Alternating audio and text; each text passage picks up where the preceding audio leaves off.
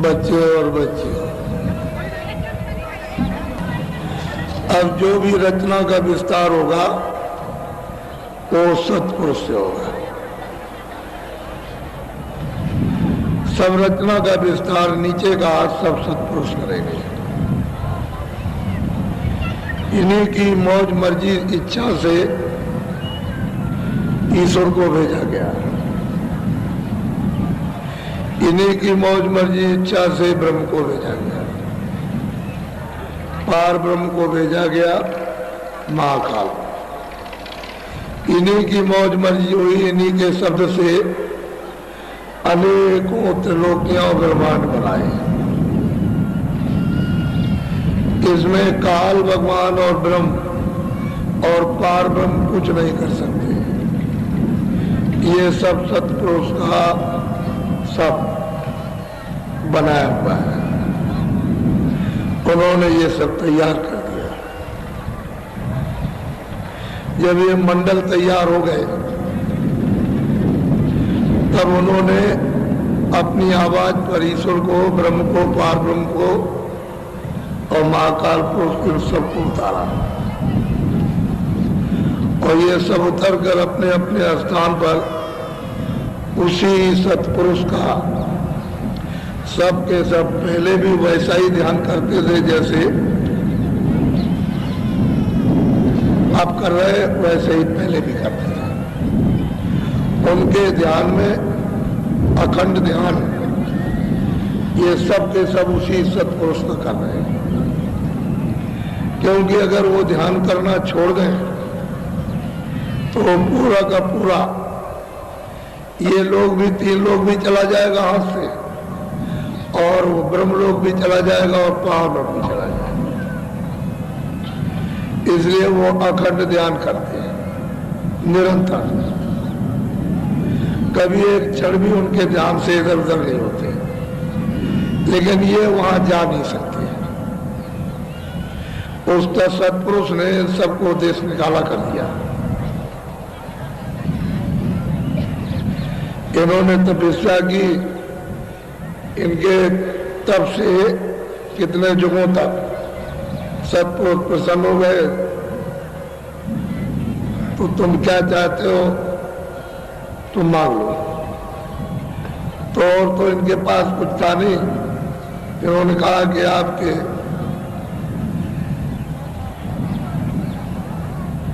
देश के समान हमको रचना दी जाए। तो बगैर रूहों, बगैर सुरतों के कोई रचना हो नहीं सकती, कहीं भी नहीं हो सकती। न यहाँ हो सकती है, न स्वर्ग में हो सकती है, न ईश्वर के लोक में, न वो ब्रह्म लोक में, न पार, कहीं नहीं हो सकती। जब सुरतें दे दी जाएगी इनको तभी रचना बैठेगी, तभी रचना होगी। तो उन्होंने ये मस्त किया कि हम तुमको देंगे। अब उन्होंने इस तपस्या के एवज में हमको इन्हें एक छोटा सा भंडार, सतलोक तो अथाह और अपार है, उसका तो कोई पारावार नहीं। और ये सत्पुरुष की मर्जी, उसमें क्या कोई दखलंदाजी कर सकता। तो उन्होंने मतलब यह कि हम सुरतों का एक छोटा सा भंडार उसी में से तकसीम कर दिया, बांट दिया। इतना इनको, इतना इनको, इतना इनको, इतना उनको। वही इतना ही किया है कि वहां थोड़ा ज्यादा, वहां थोड़ा उससे कम, वहां थोड़ा उससे कम, और यहाँ सबसे कम। और लोगों में बांट दिया। लेकिन उधर ये पता चलता है कि खचाखच ये सब जीवात्माओं से वो लोग खचाखच भरे हुए, जरा सी भी जगह कोई खाली नहीं है। यहाँ तो जगह खाली मिल जाएगी, लेकिन वहां कोई जगह खाली नहीं। अब वो हम लोगों के लिए तो था कितना बड़ा, उनके लिए तो कुछ नहीं। उस समुद्र में से, सागर में से थोड़ा निकाल करके दे दिया तो उसमें क्या हो, कुछ नहीं, वो तो अपार है। ये सब सत्पुरुष ने अब यहाँ जब जीवों को मांग करके ले आए तो ले आकर के उन्होंने इधर रास्ते से लाए, वो भी आवाज से, शब्द से, नाम से, साउंड से, बाजों से, आसमानी आवाज, कलमा और आयतों से उनको उतार करके सबको लाया गया। बड़ी शोभा के साथ लाया गया, ऐसा नहीं कि किसी को ऐसे ही ढकेल दिया। और बहुत इज्जत, मान सम्मान के साथ सुरतों को उतार करके यहाँ उसी शब्द, उसी नाम के द्वारा, साउंड के द्वारा लाए। अब यहाँ तो मतलब यह है कि इनको दे दिया, तो जो जिस शब्द से ऊपर उतारे थे वो तो सतपुरुष का शब्द था। उससे उतार करके भंवर गुफा स्थान पर वो महाकाल पुरुष के स्थान पर पहुंचा दिया। तो वहां पर उनका शब्द, उन्होंने वो तो शब्द छूट गया, इनके शब्द पर जीवात्माओं का भंडार उतार दिया। अब वो छोटा मोटा शब्द नहीं, वो तो धत्कार है। ये तो देश तो कुछ नहीं है, ये तो मतलब ये है कि ये जैसे बूंद है, ऐसे। उधर तो मतलब ये है कि कितनी धत्कार। अब उधर से उतार करके धीरे से अब सब लोग अपने अपने स्थान पर ला करके उनकी आवाज को उतारेंगे, वहां छोड़ देंगे और दूसरी आवाज पर भंडार को उतार देंगे। ऐसे ही सब जगह किया, जितना उनको मिला उन्होंने रोक लिया, फिर नीचे उतारा, जिनको उनको मिला उन्होंने रोक लिया, जितना ईश्वर को मिला है उसको इतना रोक लिया, फिर नीचे जितना स्वर्ग वैकुंठ में उनको रोक लिया वहां। और मृतलोक में लाने वाली ये जीवात्माओं को निरंजन भगवान ने घंटे और शंख की आवाज पर उतार लिया, यहां जमीन पर। इसी आवाज को उतार करके ले, जब वो ले आए यहां पर, तो निरंजन भगवान ने मसाला मिलाकर मां के पेट में खोल तैयार किया, ढांचा, यानी ये शरीर। तो जब 5 महीने का गर्भ में हो गया तो सूरत को ला करके इधर बैठा दिया। इधर देखो, दोनों आंखों के मध्य भाग में। जब शुरू में सूरत यहाँ आई, 5 महीने का शरीर जब तैयार हो गया, अगर सूरत नहीं भेजी जाएगी तो शरीर तो कुछ नहीं कर सकता, मां मर जाएगी। और सूरत जब भेजी जाएगी तो मां को पता चल जाता है कि पेट में बच्चा बच्ची हरकत करने लगे, ऐसे हिलते हैं। उसी से मां यानी जीवित रहती है। अगर वो चुपचाप स्थिर हो जाए तो मां मर जाएगी, जीवित नहीं रह सकती। तो जब यहां ला करके बैठा है मां के गर्भ में, तो आंख खुली थी, कान खुले थे। तीसरी आंख और तीसरा कान वो जीवात्मा का खुला हुआ था। तो जिन बाजों को पकड़ के उतारा था, ये सब बाजे सुनाई देते थे, सब बाजे आ रहे थे, उसको सुनाई दे रहे थे मां के घर में। और आंख खुली थी, आंखों से सब दिखाई देता, सब मंडल उसको गर्भ में दिखाई दे रहे थे, क्योंकि वो तो नाके पर बैठी है, पिंड के नाके पर। तो ये नाका है, इसके ऊपरी ये नाके पर यहाँ बैठी, तो उस समय तो कोई गंदगी नहीं थी। तो ये उसका जो हृदय है वो साफ था। ये 2 आंखें, 2 कान, 2 नाक, ये नीचे नहीं कुछ भी हृदय, इसके नीचे इधर कुछ नहीं है। सूरत का, जीवात्मा का, सोल का ये हृदय इसके ऊपर है। ये तो बिल्कुल स्वच्छ, साफ, दम दम चमचम चमकता था, कोई गंदगी नहीं थी उसमें, आर पार दिखाई देता था, क्योंकि बीच में कोई पर्दा कहीं नहीं था। अब जैसे बादल आ जाए तो मान लो रात को चांद है, तारे हैं तो छुप जाएंगे, दिन में बादल आ गया तो सूरज भी। तो आप कहते हो सूरज छुप गया, सूरज नहीं छुपा, आपकी आंखों को ढक लिया, इसलिए आप कहते हो।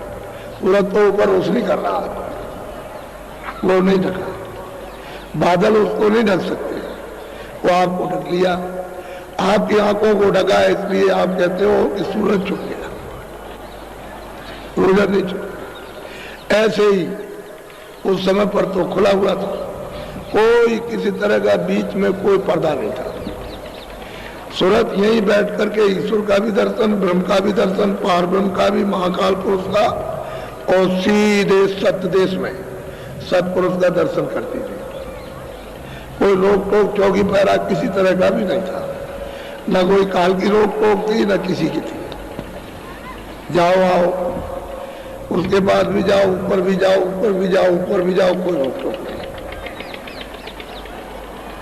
सूरतें आती जाती थी। तो उनका उस समय पर यह समय मनुष्य शरीर का 1 लाख बरस का था। इस शरीर में 1 लाख बरस रहना सज्जन, इतनी आपकी लंबी आयु थी। लेकिन ब्रह्मा की समाधि ठोस हुई तो उनको देववाणी हुई कि जो हम बोले वो लिख दो। तो जो जो बोलते गए वो लिखते चले गए। देखा तो नहीं उन्होंने, ईश्वर का साक्षात्कार तो ब्रह्मा ने भी नहीं किया, बाणी सुनिए तो वो लिखते चले गए। पूरा जो बोला वो लिख दिया, पूरा विधान बना दिया। उनमें कोई कमी विधान में नहीं रखी। कोड़ी का, बीमार रोगी का, लूले लंगड़े, अंधे बहरे, अमीर गरीब, धनी निर्धनी, राजा रैयत, 4 खानों का, 84 लज्जाओं का, नरकों का, स्वर्ग का, वैकुंठ का, सबका विधान बना दिया। उन्हीं को चारों वेद कहते हैं। उसमें चारों वेदों में 1 लाख श्लोक है, 80,000 कर्मकांड, 16,000 उपासना का और 4,000 ज्ञान का। तो उनमें उस जंगल में ज्ञान कांड आपकी समझ में क्या आएगा? उसमें नहीं समझ सकते आप। अब पूछा आद्या महाशक्ति ने कि भाई ये बताओ शिव जी से कि तुमने पिता का दर्शन किया? क्या लगे नहीं हमने।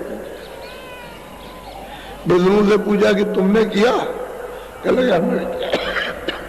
ब्रह्मा से पूछा कि तुमने किया? कह रहे हमने किया।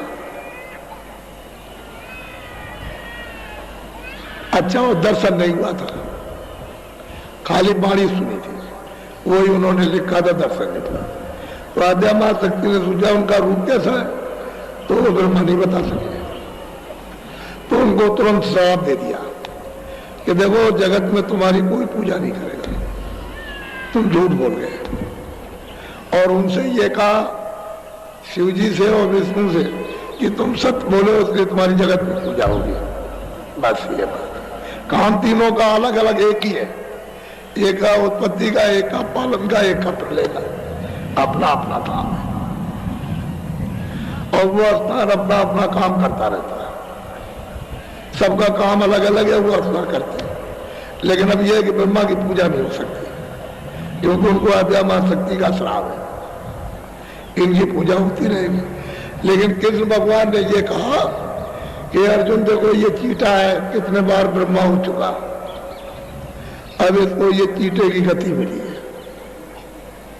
इससे ये पता चलता है कि उनकी भी एक अवध है। इतने दिन इस स्थान पर रहो, जब समय पूरा हो तो नीचे ढकेल देंगे मृत लोग में। यहाँ ढकेल दिया, किसी राजा धनीमानी के यहाँ जन्म लिया, खूब अच्छी तरह से धन दौलत वैभव है सारा करके जो पाप किए फिर नीचे उतर गए।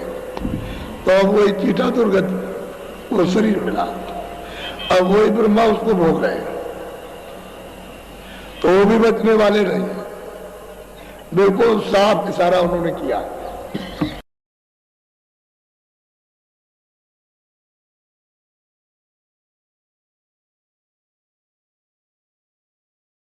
अब जीव जो है इसमें जब अधिकार इनको मिल गया पाप पुण्य का और करने लगे तो फंस गए बेचारे। बस यहीं से आपका फंसा हुआ, पहले कुछ नहीं था। तो आप जब फंस गए और गंदगी जब जमा हुई तो अंतःकरण, वो आकाश जो सूरत का अंतःकरण है वो पूरा का पूरा गंदा हो गया। तो इस संसार के आकाश से कितने लाखों हिस्सा ज्यादा ये ऊपर का आकाश है। ये छोटा मोटा इसका हृदय नहीं है सूरत का, जो ये दोनों आंखों के पीछे बैठी है, इसका नीचे कहीं हृदय नहीं, न इधर कंठ में है, न इधर है, न नाभि में, न नीचे, ये इसके ऊपर है। वो तो बहुत बड़ा आकाश है, वो सूरत है। कहते हैं ये अंतःकरण, ये दिल, ये हृदय अगर साफ कर लिया जाए तो इतना ये चमकता है कि सूरज में कुछ भी प्रकाश नहीं है, इसमें कुछ भी नहीं। इसमें अब कर्मों से मतमेला हो गया तो आप जिस शब्द को, जिस नाम को, जिस बाजे को पकड़े हुए थे वो छूट गया, तो सुनना गया और उसी में से प्रकाश आ रहा था। जो आंख देखती थी वो भी बंद हो गई, अब आंख भी बंद हो गए और कान भी, और जो नाचता उसमें थी, वो जो सुगंधी लेती थी वो भी बंद हो गई। अब तीनों से आप हाथों बैठे और अंधेरे में गिर गए। अब आपको कुछ नहीं मालूम कि अब कहां से आए, और ये अंधेरे का जंगल है। दिन में भी अंधेरा और रात को भी अंधेरा, यानी दिन में जितनी चीजें हैं सब स्वप्न है, और रात को जब स्वप्न देखते हो भी स्वप्न है। जब रात को देखोगे कि गरीब राजगद्दी में बैठा है और तमाम वैभव उसके सामने, आंख खुली तो जैसा कहते हैं ऐसा फकीर। एक राजा है और रात को देख रहा है कि हम बिल्कुल गरीब हैं, हमारे पास कुछ नहीं। जब आंख खुली तो देखा कि राजगद्दी में बैठा है। तो दोनों झूठे, इधर का भी उधर का भी, दिन भी झूठा और रात, ये सब स्वप्न। तो ये क्या है, ये भी नात्मान होगी। अब वो जो ब्रह्मांड में है उसी की छाया यहाँ है, तो छाया तो सर्वदा नाश होती है। अच्छा, छाया किसी के हाथ नहीं आती, किसी के हाथ छाया नहीं पड़ेगी। ये सब जितना भी ये सब छाया है उसकी, तो अभी किसी को कितना भी करो इसको, लेकिन वो किसी के पास नहीं रहती। छाया को कोई नहीं पकड़ सकता, सही बात तो ये। अब आप भूल गए तो अब यहां चाहिए सतगुरु, तो दोनों की महिमा यहां तो सतगुरु की महिमा है। सतपुरुष कुछ नहीं करेंगे। जो वहां सतलोक में उन्होंने तो जो अपनी मौज मर्जी उन्होंने फरमा दी, वो तो जो हो गया सो हो गया। लेकिन यहाँ जो कुछ भी करेंगे वो संत करेंगे, बगैर संत सतगुरु के कुछ नहीं। यहाँ तो वो दोनों को प्रणाम करते हैं कि मैं गुरु को भी प्रणाम करता हूँ, सतगुरु को, कि जिन्होंने ये रास्ता बताया, मैं इनको भी, और इन्हीं से रचना हुई है। और वो जो बैठे हुए अनामी, उनसे तो वो तीनों लोग स्थापित कर दिए, और वो तीनों एक रस है। जब सूरज सतलोक में पहुंच जाएगी तो ऊपर उसको पूरा अधिकार जाने का है, वहां रास्ते में कोई रोक टोक नहीं है। बस उसको सतपुरुष बल और शक्ति दे देंगे ताकि वो प्रकाश को सहन कर ले, तो ऊपर चले जाएगी अलग लोक, अलग पुरुष का दर्शन, फिर अगम लोक में जाएगी अलग पुरुष, और फिर उसके आगे अनामी धाम, वो बेइंतहा बेअपार, उसका क्या वर्णन हो सकता है। तो सही सच्ची बात तो है कि आप जीवों को तो कुछ मालूम है, अब इसमें पड़े हुए पछड़े में, तो आपको इससे मिलेगा क्या, वो क्या मिला। अब लोगों ने वो देखी हुई कहते हैं, आप सुनी हुई कहते हैं। वो देखते हैं आंखों से, आप सुनते कहते, बस यही है। तुम्हारा तो झगड़ा ये है कि तुम देखते नहीं, इसलिए झगड़ा करते हैं, और वो देखते हैं, तुमको बताना चाहते हो, पहुंचाना चाहते हैं, तो झगड़ा इसी बात का है। वो कहते हैं तुम आस्तिक हो जाओ, चलो साक्षात्कार करो, तुम कहते हो ये नास्तिक है, भगवान को नहीं मानते हैं लोग, ये बात है। तो वहां उधर जाकर वो तो सबने कहा, मीराबाई का नीचे से सुनिए और ऊपर से सुनिए, सब वर्णन करेंगे कि नीचे से कैसे कैसे गुरु ने पहुंचाया, यानी किन किन लोगों में गुरु ने पहुंचा करके उन सब लोगों को दिखाया। सब कोई लोग जरा भी रत्ती भर भी बाकी नहीं बचता, सबका पूरा बोध कराते। उन्हीं को महापुरुष, उन्हीं को महानाथ, जो सत्पुरुष को प्राप्त कर ले उसी को महानाथ। अब ऐसी महानाथ में आपको मिलेगी कहाँ, क्या पता चलेगा, कहाँ ढूंढोगे। तो आप किस तरह से फंस गए हो। तो संतों ने कल युग में आकर के विशेष दया की, सत्पुरुष ने भेजा वहां से, कि जाओ जीव तो सब फंस गए, रो रहे, चिल्ला रहे, क्यों ऐसा हुआ? वहां तो कोई दुख सुख है नहीं। तो जो उन्होंने जब सुरतों को भेजा था तो ये उन्होंने गुप्त संत उन्हीं के साथ उतार दिए थे कि सारा समाचार ये हमको रोज देते रहेंगे, यहाँ सब जीवों का, हर मंडलों का, यहाँ का नहीं ऊपर के मंडलों का सब समाचार हमको मिलता रहेगा। वो सत्पुरुष का बोध, वो ज्ञान, वो सत्पुरुष की शक्ति, वो तो अखंड है। अभी तो उनको कहते हैं गुप्त संत, उनको कोई नहीं पहचान सकता। जब तक यहाँ एक भी सूरत रहेगी तब तक वो रहेंगे, सबसे पीछे जाएंगे, तब तक यहाँ रहेंगे। वो जीवों का कल्याण नहीं करते, संभाल करते रहते, सब जगह की संभाल करते हैं, उनको कोई नहीं पहचान सकता। और इसी मनुष्य शरीर में रहते हैं, यही शरीर है। लेकिन कलयुग में जब उन्होंने भेजा कि जाओ जीवों को प्रकट जगाओ, उनको रास्ता बताओ और उनकी जो गंदगी है उसको साफ करो, बल दो, हिम्मत दो, सहयोग करो और उनको ले आओ इस तरह से। तब फिर वो आए तो उन्होंने फिर अपना उपदेश और रास्ता बताया जीव, तो बहुत जीव चले गए। अब उनके साथ जाएगा, उनको कौन रोकेगा? वो तो ऊपर से आए, जिसको सब याद करते हैं उसी ने भेजा, तो जो उनसे प्रेम कर लेगा वो जाएगा, बीच में कोई रोकने वाला नहीं। और तुम जब इधर उधर देखोगे इधर उधर, तो फिर वो रोकेंगे, कहेंगे हमारा कर्जा दे दो। तो ये कर्म देश का कर्जा, ये में ब्याज के पाप उनका वो मांगेंगे, और किसी के साथ चले जाओगे तो चुका देगा, वो कुछ नहीं कहेंगे, वो तो धो देते हैं, साफ कर देते हैं। तो जब तुम्हारे ऊपर पाप नहीं रहेगा तो चुका ना पाओगे। तो वो उनके गुण जाते हो, सब उन्हीं का, सब जीव तो उनका ध्यान नहीं करते, लेकिन ये अपने स्थान में बैठ के सब उन्हीं का ध्यान करते रहते अखंड। जब इधर से सुरते ऊपर जाती है और ये साक्षात्कार करती है, तो किस तरह से ध्यान में स्थित है तब पता चलता है, किस तरह से अखंड बैठे हुए हैं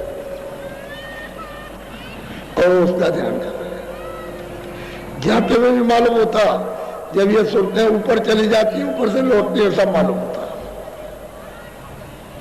तब पता चलता है। तो असल में बात यह है कि ये तीन लोग जिनको दिया गया वो एक बूंद है, ये मृतलोक, अन्यलोक और विमान, ये तीनों लोग एक बूंद है। उस बूंद का ये इतना पसारा है। तो अब ये सोचो कि वो सिंध और अपार वो कितना और कैसा होगा। तो ये बुद्धि का कयास नहीं, ये जब चेतन सूरज जब वहां जाती है तो उसको पूरा सब बोध, पूरा ज्ञान, पूरी शक्ति, पूरा आनंद, सब कुछ प्राप्त होता है। चिरकाल अनाथ काल का। अब ये महात्माओं की जरूरत है इस मृतलोक में कि वो आप पर दया करें, कृपा करें। लेकिन कृपा क्या है, आप जरा सा कुछ थोड़ा बहुत कुछ है ऐसा तो काम करो खुश होने का कि तुम डर नहीं जाए, तो तुम विमुख हो जाते हो। खुश होने का कोई काम नहीं। अरे वो कहे कि अच्छा भाई ये काम मत करना, तो तुम काम नहीं करेंगे, ये काम खराब है, इतने में खुश हो जाएंगे, प्रसन्न हो जाएंगे।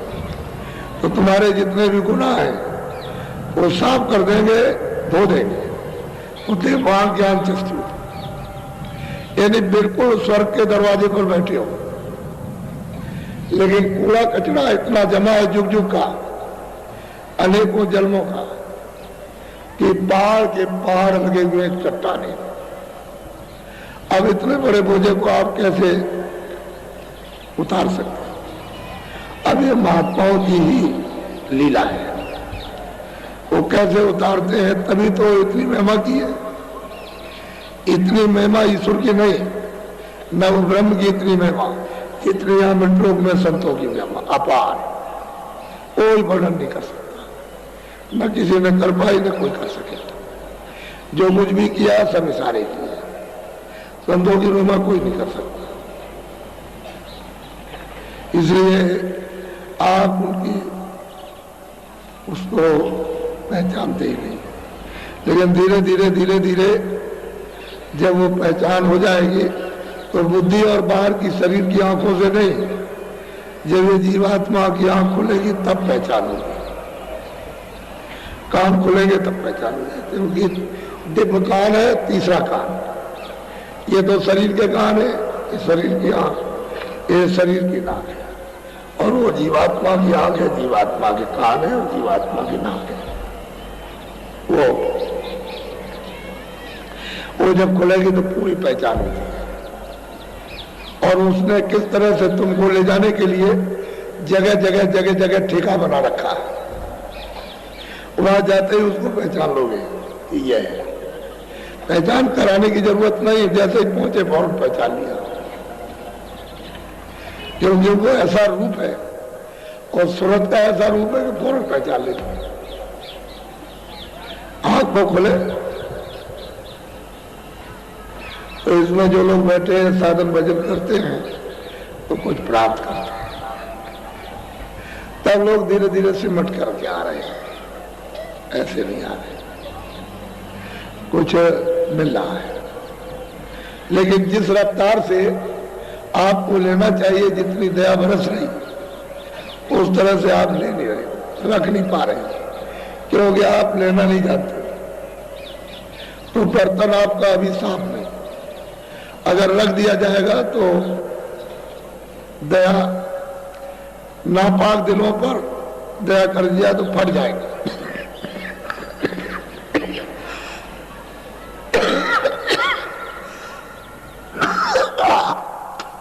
खराब बर्तन में दूध रख दिया जाए फट जाएगा,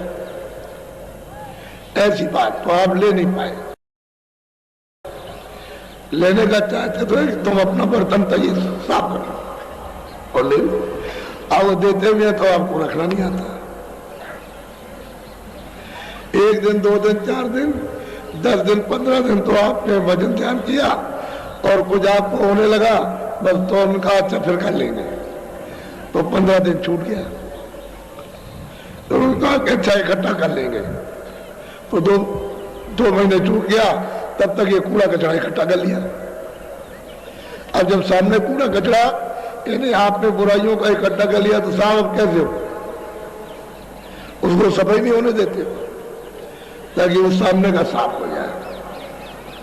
और दया तो घाट पर इतनी ताकत तेज रफ्तार से आ रही है कि साधक अगर वास्तव में थोड़ी सी लगन, थोड़ा सा प्यार, तड़प और फिर उसके दीदार दर्शन के लिए जरा सी करने लगे तो देखो क्या मिलता है। लेकिन ये इच्छा ही नहीं जाती, बच्चे के लिए रोगे, बच्चे के लिए, मालिक के दर्शन के लिए नहीं। एक बूंद नहीं गिराओगे तो ये समझ लो आप इस, तो आपने अभी ऊपर का कुछ भेद नहीं सुना समझा और नीचे का भी कुछ नहीं समझा। और जब महात्मा किसी की कोई बुराई नहीं करते, जो जहां है उसको बता देते हैं। ब्रह्मा भी है, विष्णु भी है, शिव भी है, आद्या महाशक्ति भी है और ईश्वर भी है, माया भी है और ब्रह्म भी है, प्रकृति भी है, पार्वती भी है। अपने अपने स्थान पर ये सबका रूप है, ऐसे बात नहीं है, उनका रूप है। वो बोलते हैं, देखते हैं, सुनते हैं, सबका रूप है, सबका स्थान है, बिना स्थान के नहीं है, सब बैठे हुए हैं और सबका अलग अलग राज है। तो उधर देखने से पता चलता है। तो आद्या महाशक्ति का तो लोक इतना बड़ा लोक है कि उसके सामने कितने स्वर्ग और कितने वैकुंठ उसमें समा जाएंगे। अच्छा, और सब स्त्रियां स्त्रियां,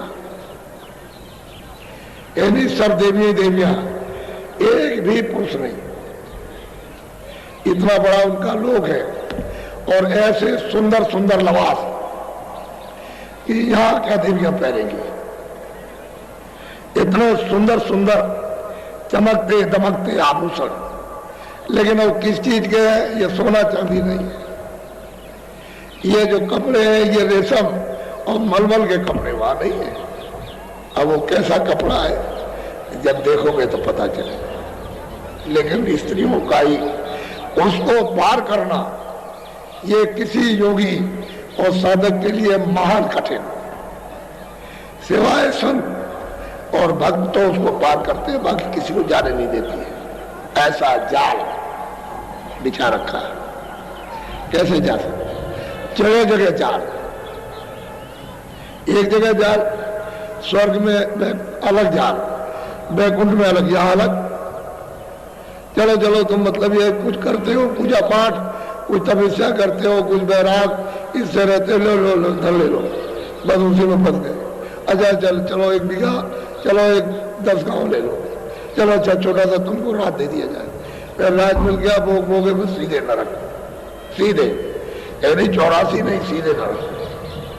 तो यहाँ फंसाने का गिर जाते हो जरा सी देर में, और ऊपर तो मतलब ये गिराने के सब चमक दमक, उधर नहीं जा सकते। लेकिन वहां गिरोगे नहीं, इतनी फुरना पैदा हो जाएगी ये गिर जाओगे, गिरोगे यही, वहां नहीं गिरने को, वहां तो गिरने का नहीं है, लेकिन इतनी फुरना होगी आप में कि बस यहाँ फट से गिर जाओ, तो फिर फंस जाओगे आप। इसलिए किसी के साथ रहोगे तो नहीं गिरोगे, क्योंकि वो सब चीज अपने हाथ में कंट्रोल रखते हैं और साधक को गिरने नहीं देते। लेकिन होना चाहिए साधक, तो गिरने नहीं देते, और उसको मालूम भी नहीं होने देंगे कि इसके पास कितनी बड़ी शक्ति है। कलयुग में यही बात हो गई कि महात्माओं ने अपने हाथ में ले लिया, नहीं तो इतनी चीज पाने के बाद तो आपको श्राप देंगे, आपका तो सत्यानाश हो जाएगा। क्या देर लगती है? अब महात्माओं ने अपने हाथ में कर लिया कि नहीं, तुम्हारा जो कुछ भी कमाओगे सब जमा रहेगा, उसमें से कुछ अनल कर खर्च नहीं कर सकते, सब हाथ में ले लिया। इसलिए उस साधक को पता नहीं चलता, नहीं उसके पास तो बहुत कुछ है, कुछ है मालूम होने नहीं देते, और सब कुछ उसके पास में जमा हो जाता है। तो भक्तों के पास सब कुछ है, सब मिल जाता है। तो आपने तो ये बात अभी कभी सुनी नहीं थी, अब जरा जरा कान में भनक पड़ी है। पहले महात्माओं को कोई किताब की बात कुछ नहीं, उधर जो देखते हो वर्णन करते, उधर से देखते आते उसको वर्णन कर देंगे, इधर से देखते जाएंगे उसको वर्णन कर देंगे, और सब मंडलों के सब गुणों को जानते हैं, किस मंडल में क्या है, किस मंडल में क्या है, किस मंडल में क्या है। इसलिए जीवों को चाहिए कि वो महापुरुषों की खोज करके सहारा ले लें, सहयोग ले लें, थोड़ा सा उनके वचन का पालन कर लें। कह नहीं जो वचनों का पालन करता है वही भक्ति है। अरे उन्होंने आदेश दिया कि बुरा काम मत करना, अच्छा काम करना, बस यही भक्ति है।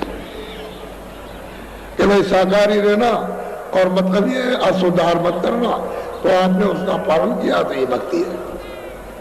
आदेश का पालन करना ही भक्ति, और कोई भक्ति नहीं।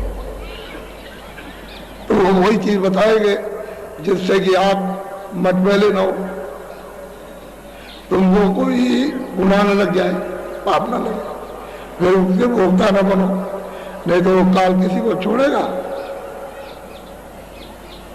वो यहाँ किसी को नहीं छोड़ता। उसने अपने लोक में विधान बना रखा, महात्मा उसके अनुकूल करते, उनके विधान को रद्द नहीं करते, लेकिन योग रूपी अग्नि को मनुष्य रूपी मंदिर में जब जला देते हैं तो उसमें वो भस्म कर देते हैं।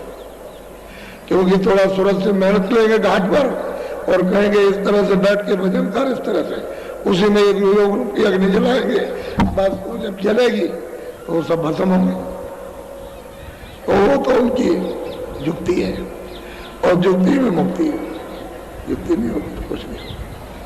तो इसलिए आज मैं आपको तो ऐसे बहुत ऊंची चीज आज सुना था, अगर नामदार न होता तो बहुत बताता। चलो आज नहीं सही, कल बताएंगे, कल सुनाएंगे। गुरु महाराज का यानी उनका वो दया का पूजन भी है। पूजन मतलब है कि आज 12:05 पर कोई शरीर से चल दी है, उनकी यादगार ये पूजन है कि हम लोग उनको याद करते रहते हैं। उन्होंने अमूल्य चीज दी, इसलिए याद करते हैं। कुछ नहीं मिलता तो क्या याद करते हैं, तो उन्होंने दिया है तो उनकी ये याद का ये समय है। तो उन्हीं की आप पुण्य उस यादगार में आप यहाँ आए हो। और उन्होंने कहा था कि इनको इन विचारी जीवात्माओं को बांट देना। बांटने के लिए यही शब्द कहे थे उन्होंने कि जो हम दे रहे हैं उसको पास न रखना, लोगों को दे देना, ये उनका आदेश था। तो हमारा उसमें क्या है, उनकी चीज है। अगर किसी को मिल जाए तो उनकी कृपा, उनकी दया, अपना क्या उनका तो हुक्म है उसको बजाना।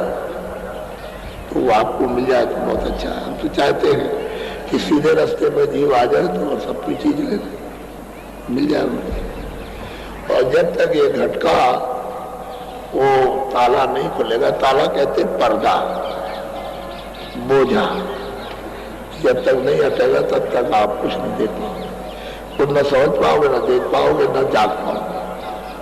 ना खुलेगी, न कान खुलेगी, ना रास्ता मिलेगा, ना सहारा मिलेगा, तो बस अंधेरे में भटक जाओगे। और वो किसी को बख्शा आ रहा है नहीं, ये तो मृत लोग है। तो इसलिए अभी 15 से और 21 तक तो यहाँ चलेगा। आज चौथा दिन है। 19, 20, 21 3 दिन हम लोगों ने, तो तीनों दिन का आप उसको सुन लो। कोई फिक्र आप मत करो, कोई नुकसान हो जाएगा, क्या होगा नुकसान। जब आदमी चला जाता है, बच्चे चले जाते हैं, तो क्या नुकसान है। तो देने वाला तो मतलब ये है कि जिसकी याद में बैठोगे तो दे दे। लेकिन तुम इतने कमजोर हो, बुद्धि में विवेक नहीं है, ज्ञान है, संशय है, भ्रम है, उसमें पड़े हुए डूब रहे हो, तो इसलिए कि मेरा नुकसान हो जाएगा। कुछ नहीं। सब लोगों ने बड़ा बड़ा उन्होंने परीक्षा की, कोई नुकसान नहीं। ये असली चीज है, ये असली धन है। अगर ये मिल गया तो इसके बराबर क्या है, कुछ नहीं। ये राजपाट सारे संसार का कुछ नहीं, ये सब कूड़ा कचरा है। जो बैठे हुए कूड़े कचरे पे तो बैठे, तो कुछ नहीं है। रोई तो रहे, कोई खुशी है, कोई रो रहे, कूड़े कचरे को इकट्ठा कर रहे हैं और क्या कर रहे हैं, तो कुछ नहीं है। ये सबसे अमूल्य चीज है, इसको लेना चाहिए और इसको चूकना नहीं चाहिए। ये मथुरा नगरी है,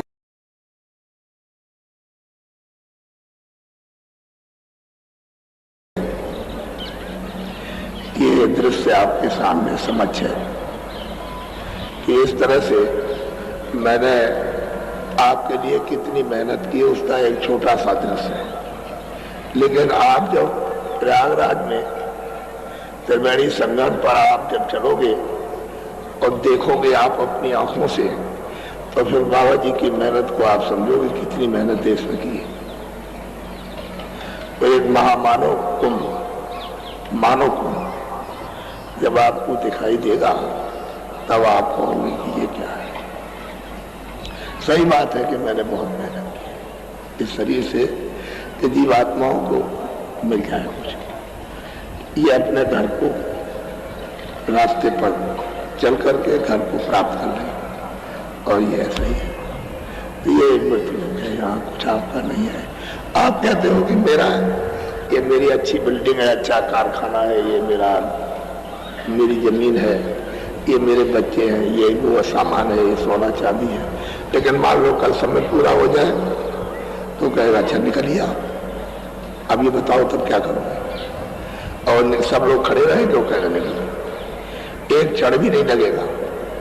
आंख को, कान को, आपके मन को, बुद्धि को, वाणी को बंद अंधा कर देगा, बहरा कर देगा।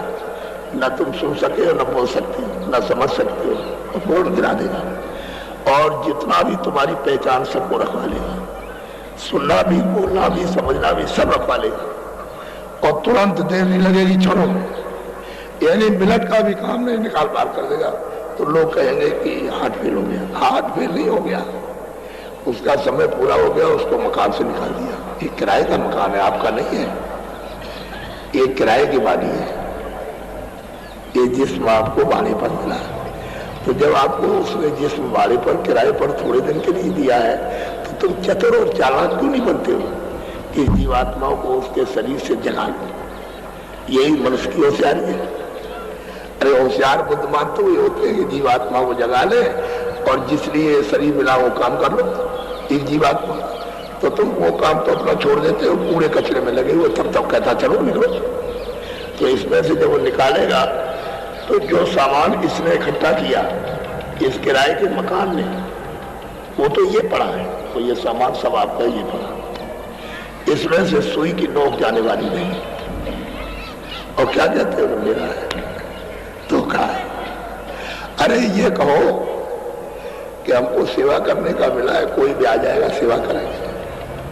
सेवा, बच्चे आ जाए, अतिथि आ जाए, कोई भी आ जाए, तो उसकी सेवा 1 घंटे 1 मिनट सेवा कर दे, तो तुम सेवक बनो। कहते मेरा है, मेरा, आपका कुछ नहीं, न किसी का बच्चा है, न किसी की स्त्री है, न पुरुष है, ये कुछ नहीं, एक व्यवस्था है कि देखो भाई इस सीमा के अंदर रहो, ये सेवा करो, वो उसकी सेवा करे। उसकी बच्चे जब छोटे होते हैं तो आप उनकी सेवा कर दीजिए। जब आप इसे योग नहीं रहे कि हाथ पैर आपके थके, चल फिर सकते नहीं, देख नहीं सकते, तो आपकी सेवा करें। अब वो क्या होता है कि माँ बाप बच्चे को तो खूब अच्छी तरह सेवा करते, पालते पोसते, लेकिन जब वो बुढ़े हो जाते हैं तो बच्चे नहीं करते। तो ये उन्होंने बड़ा भारी नुकसान कर लिया। ये तो उनके लिए खतरा हो गया ना कि उन्होंने आपकी सेवा की, जब आप इस योग में पढ़ा लिखा करके और सबको, तो आप उनकी सेवा नहीं करते, तो आप अपने कर्तव्य से गिर गए। उन्होंने तो अपना कर्तव्य पूरा किया और आप गिर गए, तो आपको भी दंड मिलेगा। तो अभी देखो सब रो रहे हैं, चिल्ला रहे हैं, किसी का कुछ नहीं है सेवा। क्योंकि जिसका लिया दिया है मुसाफिर खाने में, यहाँ कर्म का, लेन देन का कर्जा में ब्याज की, वो धीरे से हंसी खुशी से ले लो, दे दो, उसी में जोड़ दिए जाते हैं। तो मतलब ये है कि उनको दे दीजिए, कोई रिश्तेदार, कोई जमाई है, कोई ये है, कोई लड़की है, कोई लड़का है, कोई पति है, कोई पत्नी है, और जिसका लिया दिया है उसका आप दे दो धीरे से, चुपचाप, और अब निकल जाओ। तब तो ठीक है, तब तो आप काम, क्रोध, लोभ, मोह, अहंकार इसमें फंसोगे नहीं, विवेक रहेगा और धीरे से निकल जाओ। और काम, क्रोध, लोभ, मोह, अहंकार ये चांडाल भूत है, जब ये लग जाएंगे तो नाश कर देंगे। बुद्धि को तो पहले ही खत्म,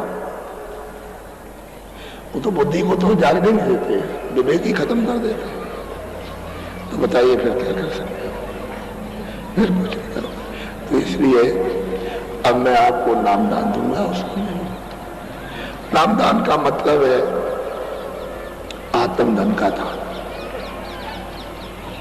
कोई शरीर धन का दान नहीं, सोने चांदी का दान नहीं। नामदान कहते हैं आत्मधन का दान, यानी रूहों को खुदाई खजाना, वो कभी कभी मिलता है, तो आप ले लो। ये तो मैं जानता हूं अच्छी तरह से कि सही है, सच्ची बात तो ये है कि आपको लेना नहीं, लेकिन अब मेरे पास समय नहीं, समय निकल जाएगा, पता नहीं आपका समय पूरा हो गया, उधर गए चल दिए, तो ये समय फिर आपको नहीं मिलेगा। हम सोचते हैं कि जो बचा हुआ समय उसमें 1 घड़ी आधी में पूरा, अरे उसमें भी कुछ बन जाए आपका, जरा सा एक क्षण मात्र भी, तब भी पापों का पहाड़ खत्म होता है। हम ये सोचते रहते हैं कि जीव को कुछ मिल जाए, भाई सूरत कुछ प्राप्त कर ले चलते चलाते मनुष्य शरीर में, वो तो फिर ठुकाई पिटाई करेगा कि हमने तुमको जिसलिए शरीर दिया था वो तो काम किया नहीं, तो इस कूड़े कचड़े में फंस गए, तो मेरे शरीर को गंदा कर दिया, तो तो बड़ी सख्त सजा देगा, बहुत सजा देता है, एकदम जलाता है। इतने बड़े बड़े खंभे हैं जैसे पूरा संसार, ऐसा एक एक खंभा, यानी लाखों मीलों से दिखाई देता है ऐसा, वो जल रहे हैं आग से। और मतलब ये कितनी कितनी लंबी लगियां, यानी उसमें ऐसे छेद करके और ऐसे करके उसमें जला रहे हैं, और वो सब चिल्ला रहे हैं, 1 2 4